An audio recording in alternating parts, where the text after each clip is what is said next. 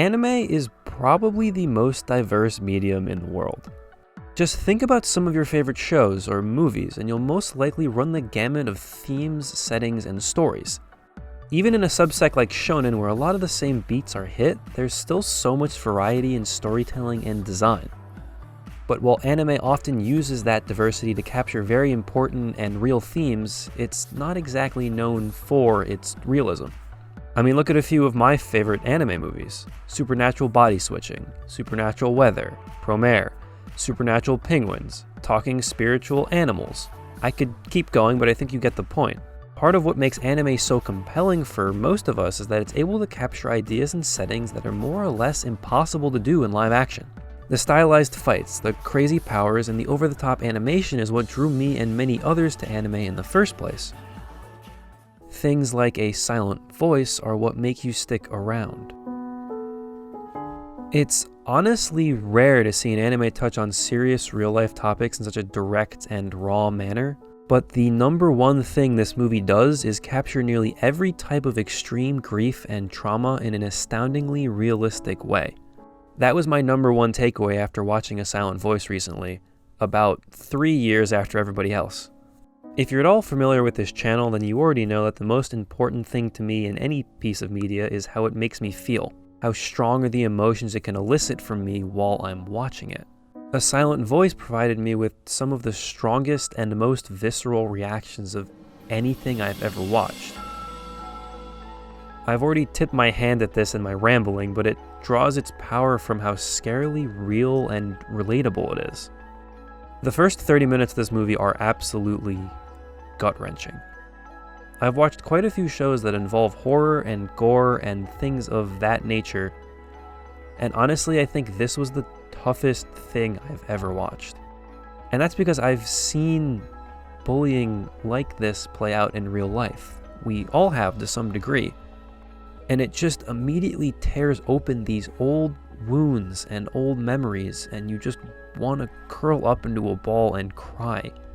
It sets up the rest of this movie in 30 minutes better than many long-running shows do in 30 episodes. And the payoff, if you could call it that, is a beautifully crafted story of not just redemption in my eyes as much as acceptance. It's a story of accepting others, but also oneself, and building up the confidence to even believe that change is possible, and that good things should be allowed to happen to you. It's a story I think is incredibly pertinent to many of us in our own lives.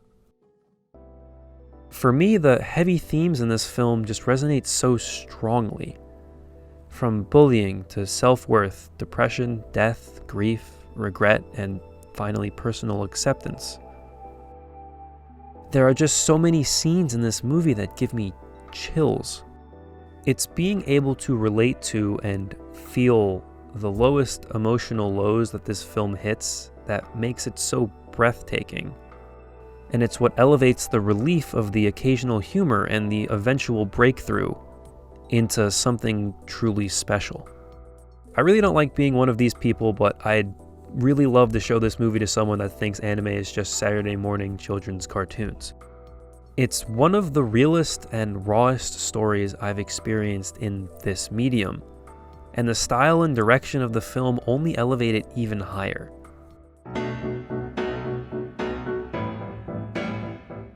You know, you think you've seen art. You've seen good-looking anime, crisp animation. You've gone to an international art museum that houses hundreds of years of humanity's finest artistic achievements. And then you watch Kyoto Animation with a movie budget. This is really and truly one of the most beautiful things I have ever seen. There are no wasted shots. There are no phoned-in backgrounds. The array of emotion that is on display in each character's facial expressions are stupendous. And you could pause this movie at close to any moment and spend minutes picking apart a frame. It's just the perfect visual accompaniment for this story. Now, the movie is not without flaws. There are a few decisions and character points that don't make a ton of sense to me, but I have been informed that much of that is covered in the manga. But debate about this as an adaptation aside, as I am not qualified to have that discussion right now, I still think this version is a cinematic triumph. Just watching the development of Ishida from the first few scenes to the movie's conclusion is just... I care about my son very much and want him to be happy. Similar to Weathering with You, the more I dig into this movie, the better it gets, and for me, that's truly the mark of a great piece of fiction. And A Silent Voice is technically a work of fiction, even if its greatest strength is that it doesn't really feel like one.